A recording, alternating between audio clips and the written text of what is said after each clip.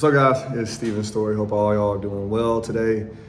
Today, I want to talk to you all about work-life balance and what that means for independent adjusters.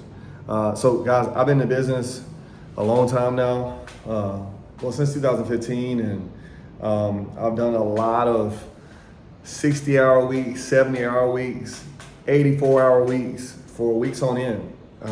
And I've also done 60-hour deployments for months and months on end, years on end at times.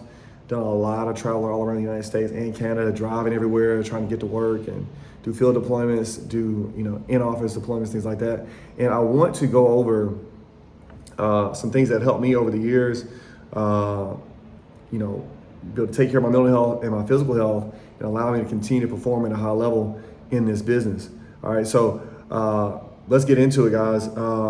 What I want to tell y'all is, one thing is our physical health is super important in this business. I've known 3 insurance adjusters personally who have passed away while they were deployed. And a lot of it had to do with them not taking care of themselves, not taking breaks, and not going to the doctor when they needed to. And they could have avoided a lot of the problems that they were dealing with.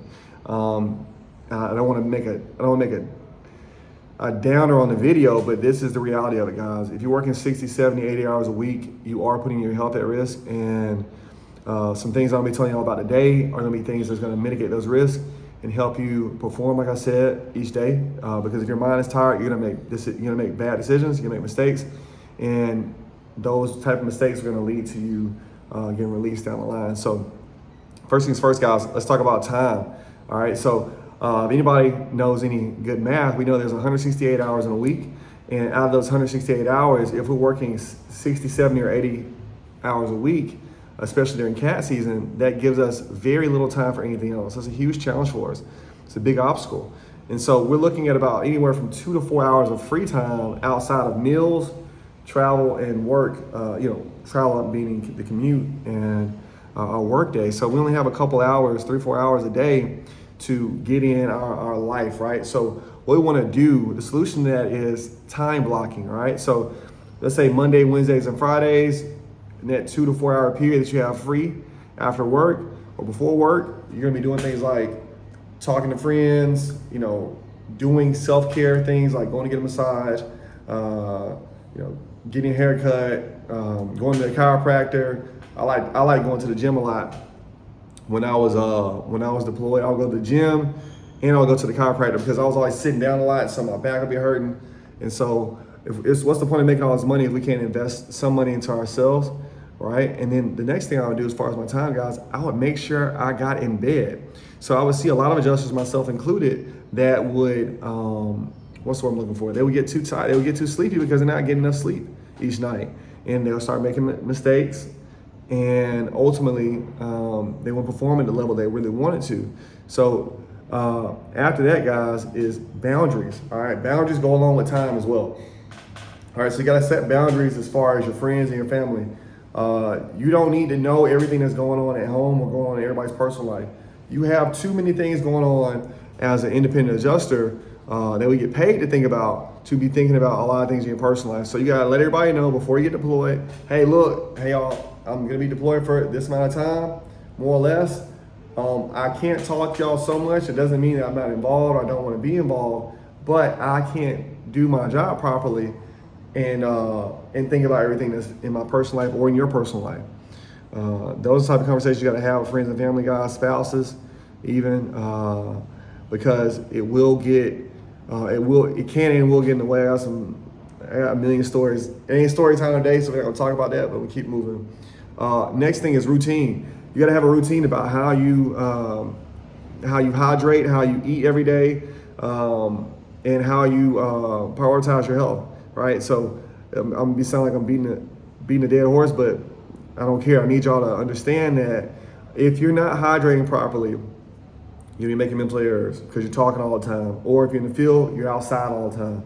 All right, so you need to hydrate. Next thing, guys, if you're not eating breakfast, you're not eating lunch, you're not eating dinner, you skip any of those meals, or you're eating too heavily on those meals, it's gonna affect your mental performance, which means it's gonna affect how you make decisions.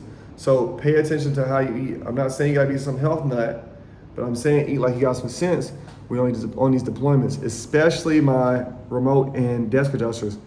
It's not uncommon to see people gain 20, 30, 40 pounds on a 6 to 8 month deployment because, you're working hard, you're stressed out, and you say, you know what, I deserve a good meal today. I had a really hard week. I deserve a few drinks after work. And you just start packing on the calories each day without being physically active, and you begin to pick up a lot of weight, and those have some adverse effects for you, right? And then you don't have any energy either. So go to bed, eat like you got some sense, all right? Get some regular exercise in, guys. Some healthy eating habits.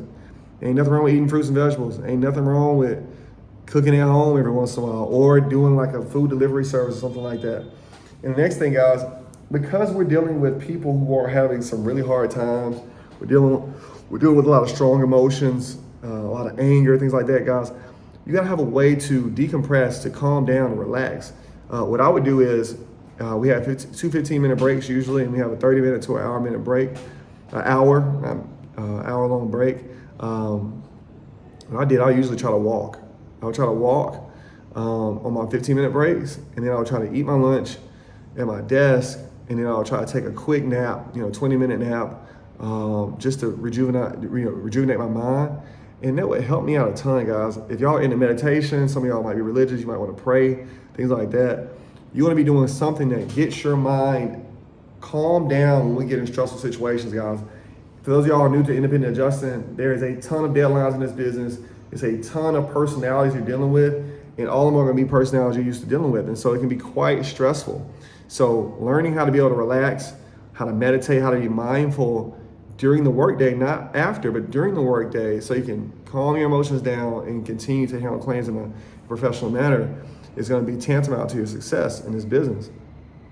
All right, guys, self-care. Self-care can be a lot of different things, okay? So try to stay away from the vices.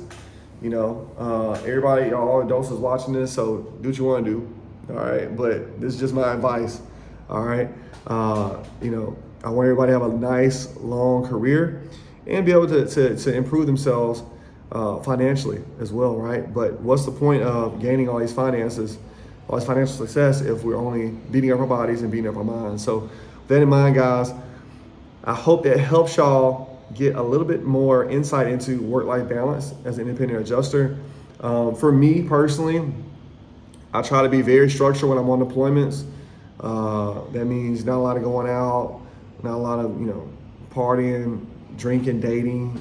For my single people, I've learned to spend less money on food. I used to spend a ton of money on takeout. I still do sometimes, but I learned how to lower that cost. And then also, what I also learned is that the calmer that I am, the more relaxed I am, the more rested I am, the more consistently I can perform over time. So that has also helped my skill level in this business, helped my understanding of carrier guidelines and policies and things like that, and helped me be able to write better file notes and speak better on the phone. It's helped my business, my job performance tremendously by having routines and boundaries in place. Guys, I hope this helps. Hope y'all got something from this. Got any questions, guys? I got the link in below in the comment section. Y'all can get in contact with me. You can follow me on my other social media. You can look at any courses I got available. Guys, my name is Steven Story. I appreciate all y'all. Have a good day.